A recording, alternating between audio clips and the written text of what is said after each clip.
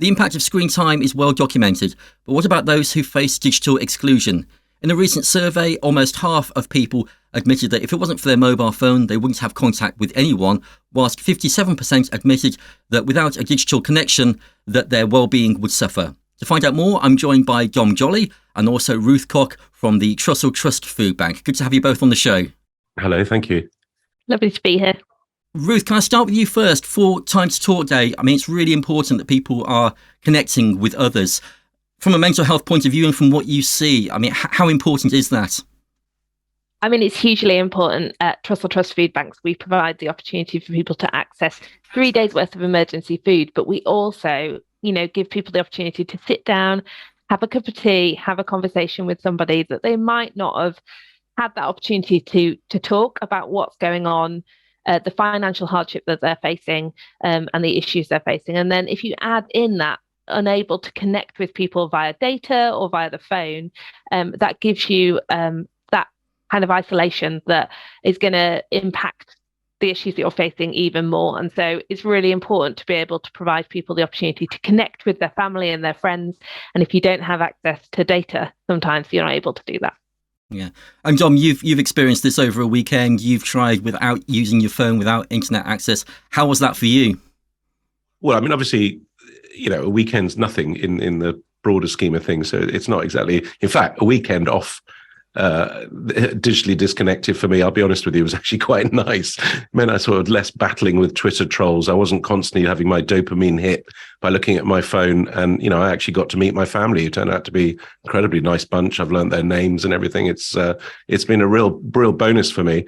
But what was really interesting was actually just realizing just how much of modern life, I think it's sort of crept up on us and we don't realize till you stop it, just how much of modern life is now controlled by being online. I mean, from ridiculous things like scanning a menu at a restaurant. I went past a busker the other day. I wasn't taking cash. He had a card machine, but you use your phone for your ID. You've got your cards in there. If you're trying to find somewhere, you use a map. And then most importantly, I think, is the social side. You keep in touch. You get your news from social media.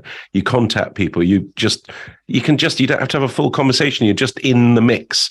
And I think what I really like about what the Trussell Trust and Tesco Mobile have done is they've realized, I think, that the concept of people needing data and people going offline probably doesn't sound as urgent as something like food. But I think it's so important because you need to be able to just deal with day-to-day life on so many levels. And if you're not online, it's difficult. But also just that feeling of isolation, I think, is extraordinary. I mean, I can't say I was isolated for 2 days, but even in the 2 days, you realize just how much you use that to communicate with people. And I think certainly with mental health, I've had depression and anxiety when I was younger, and no one talked about it at that stage. And I think one of the great things now is that everyone, well, not everyone, but it's much easier to talk about it. It's much more open to talk about it. And one of those ways you can do that, if you're feeling down, is just contacting someone online. It's just vital. I mean, that's the thing with digital technology. I guess for people who have anxiety, it's very difficult to connect in the real world. So having that digital connection can sometimes help, but also, that digital isolation also can take us away from the people that we need to be around. So, I mean, it's a double-edged sword really, isn't it? But I think, for you having that time off, we do need that detox sometimes, but also we do need to connect with people in any way we can. Yeah. I mean, it's very weird for me because it's not the first time I've digitally detoxed. I mean, I'm a Celebrity and I was off, I was off everything for 20 days. And it did feel that was like a total detox, from everything, alcohol, food, good company. And because I was in there with Gillian McKeith, of course, and online. So yeah, that was amazing. And then I've traveled to countries where you've had, I went to North Korea where your phone is confiscated for all the time you're there. And it's a double-edged sword, as you said, because it's actually quite nice not to be the slave to your phone, to your apps, to online. But on the other hand, it's absolutely essential certainly for me to do my business, my job, to contact people, and also just to function more and more. It's the people just assume that you can do that online, and it's really difficult for people that aren't. I'm interested there, you're saying about I'm a Celebrity, because I think that, it's fascinating for us to watch because we're seeing people connect in a way that we don't sit round as we used to many years ago and have conversations. So, I mean, what was that experience like for you? Just being able to connect with people that you probably haven't spoken to before or had a real proper conversation. I mean, did it feel natural?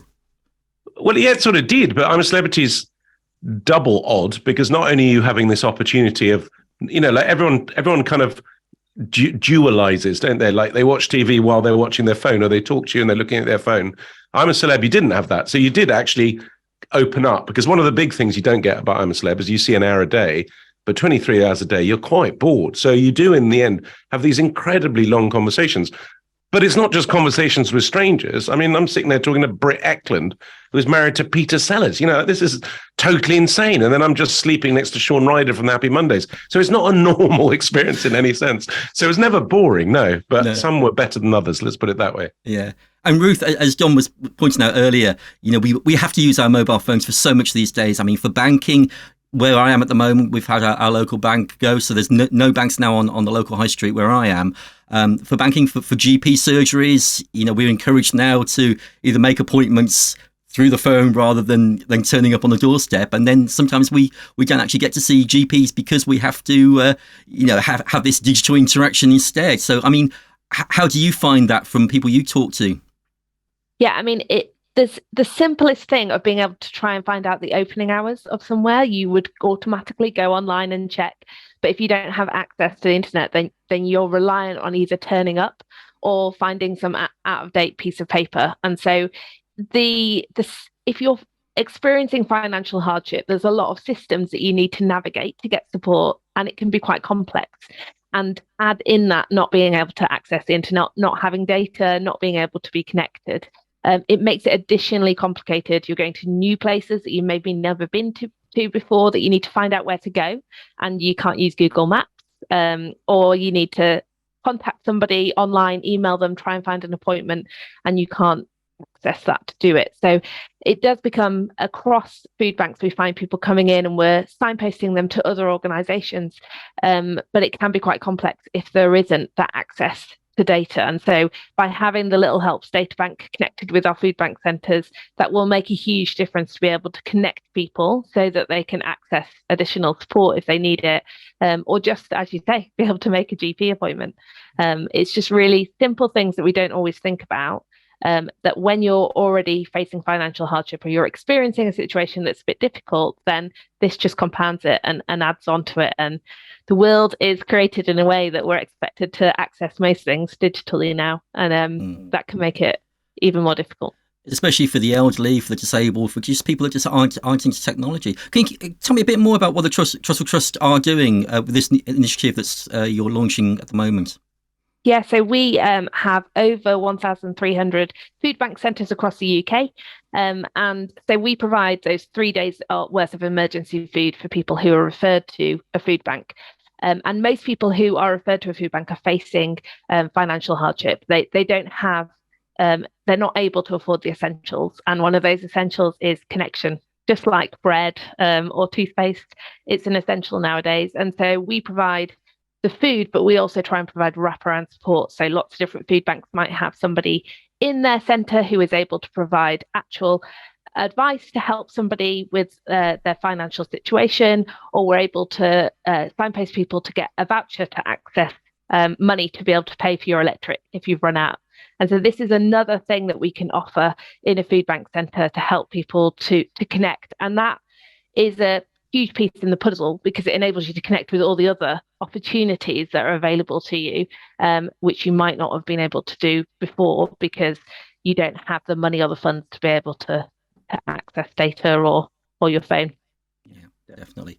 And Dom, we are acknowledging Time to Talk Day, a day to talk about mental health. You've graciously told us a little bit about your experiences. I mean, what would your advice be just for anyone that is finding it difficult, or wants to be able to talk on this Time to Talk Day? What would you say, and what kind of things benefit you?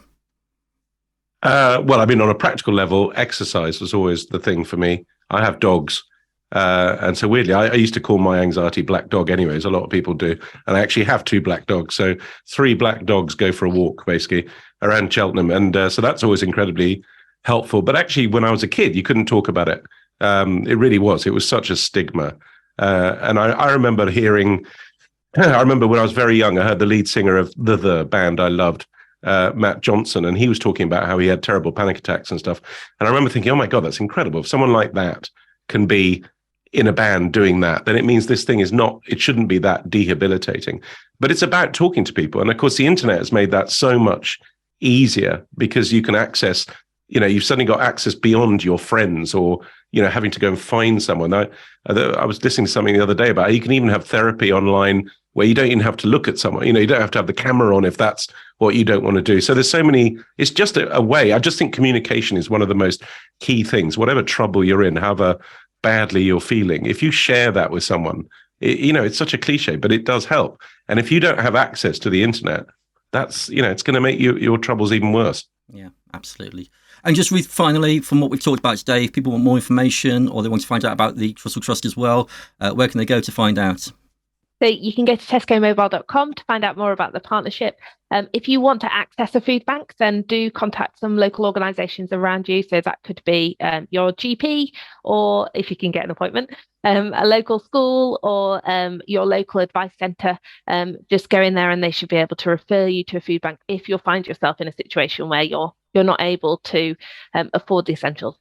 And there's loads of support and information available on the Trussell Trust website, again, if you have access to data.